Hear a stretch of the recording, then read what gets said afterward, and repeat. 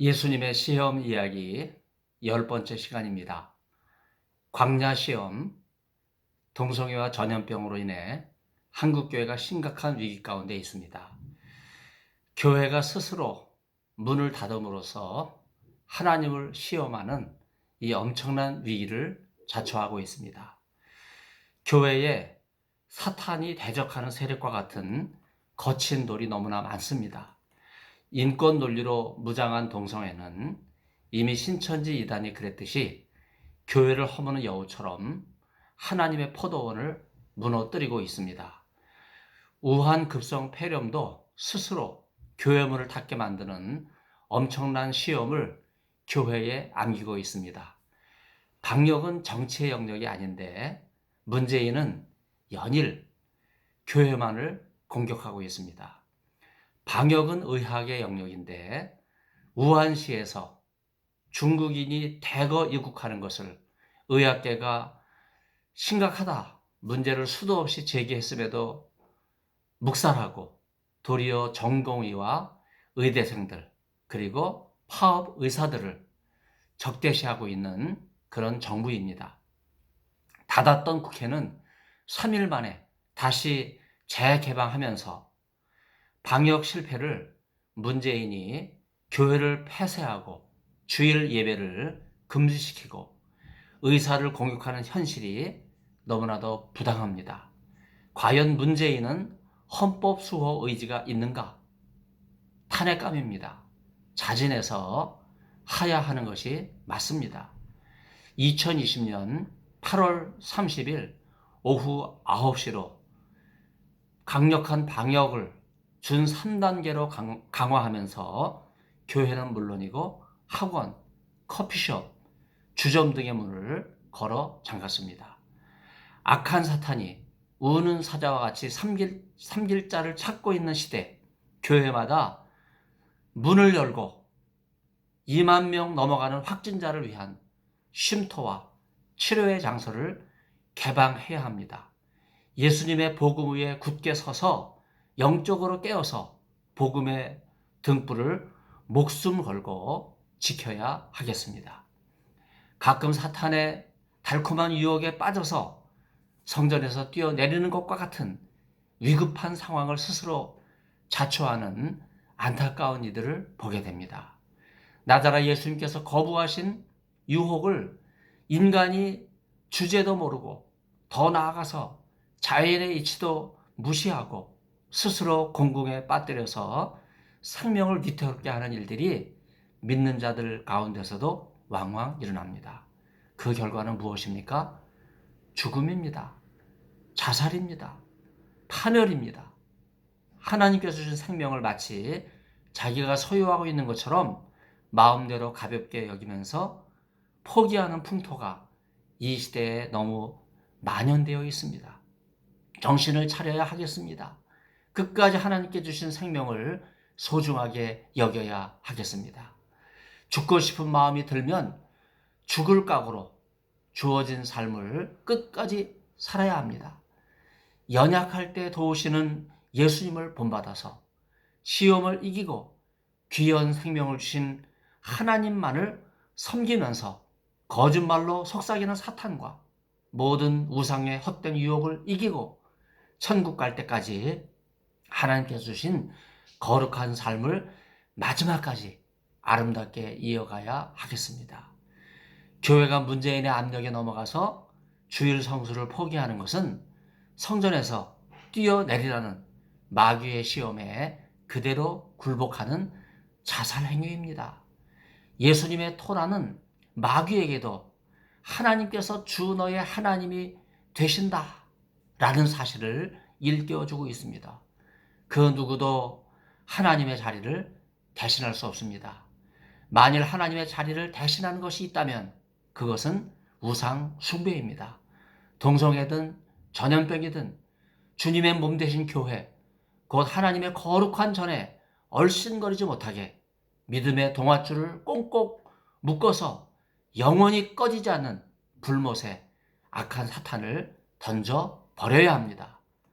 악한 마귀는 나자라 예수님을 시험하면서 성전에서 하나님을 섬기는 일보다 성전 꼭대기에서 뛰어내리라는 엉뚱한 시험을 함으로써 하나님을 섬겨야 할 존재가 하나님을 대신하는 우상의 자리에 앉아서 자기를 섬기라고 하는 것은 하나님을 우롱하는 것과 똑같습니다. 이슬람교 경전인 코란이 알라 이외의 다른 신을 섬기지 말라 이렇게 선언하기까지 하고 있는데 그야말로 신성모독적이고 망령된 언어입니다. 실제로 이슬람교가 정복한 지역에서는 우상을 타파한다면서 모든 종교의 형상을 허물어내는 일이 과거 1500년 역사가 보여주고 있습니다. 그래서 그 찬란했던 성 소피아 교회, 십자가 성화 다 파괴하고 회치를 해서 이슬람교는 회회교라고 하는 불명예스러운 별명을 얻지 않았습니까? 정작의 무슬림들은 알라가 메카의 다신론적 배경인 쿠라이시 부족의 달신이었다고 하는 것을 알지 못하여 하루아침에 이 다신론적 배경 속에 있는 이 알라가 우상신으로 유일신으로 둔갑하여 우상으로 군립하고 있는 것을 알지 못합니다. 이는 이슬람교가 교묘하게 십계명을 왜곡하고 하나님의 가르침을 거부하고 기독교의 진리를 왜곡하는 가장 배타적인 종교라고 하는 사실을 보여주는 것입니다.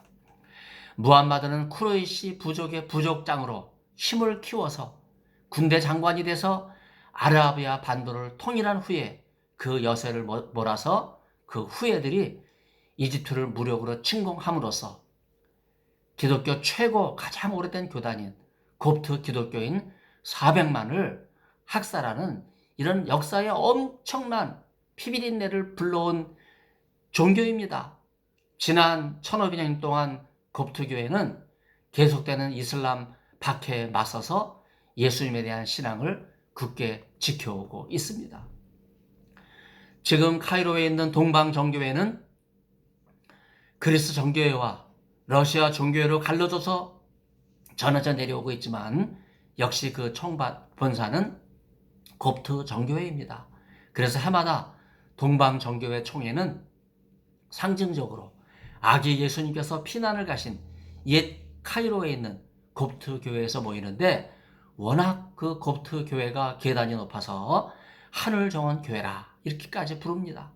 이집트와 곱트 교회는 이슬람의 불같은 시험을 지난 1500년 동안 묵묵히 참고 견디어 왔습니다. 그래서 그 악랄한 이슬람교 안에서도 이집트에 있는 곱트 교회는 10%가 넘는 교인이 지금도 불타는 교회 박해 현장 속에서 교회를 지키고 있습니다. 우한 급성 폐렴이나 동성애는 교회를 시험하는 악한 사탄의 행태입니다. 전염병이나 인권 논리가 우상 숭배의 대상이 되어서는 안 됩니다. 그 어느 때보다 영적인 싸움이 치열한 상황에서 교회는 예수님의 복음으로 깨어 사탄의 시험을 이겨내야 하겠습니다. 교회가 폐쇄되는 상황에서 더 열심히 기도하고 모이기를 힘쓰며 어떤 박해에도 굴하지 않고 예수 신앙을 굳게 지켜야 하겠습니다. 히브리어에서 사탄, 복수 타타님은요, 회방자, 박해자, 고소자, 시험하는 자라고 하는 뜻이 있어요. 이 사타님, 여러분, 님자가 그냥 붙은 게 아니에요. 얼마나 교활한 이름입니까? 사탄의 복수형이지요. 초월적인 존재이기 때문에 하나님을 대적하는 세력으로 등장하는데, 그러나 분명한 것은 사탄도 하나님의 주권 아래 있어요. 하나님의 재가를 받아야 합니다. 욥기 1장이 바로 그것을 우리에게 말해주고 있어요. 스가랴 3장도 마찬가지입니다. 문제 있는 사탄의 권좌에서 내려와 하나님을 두려워해야 돼요. 백성을 섬기는 겸손한 마음을 가져야 할 것입니다.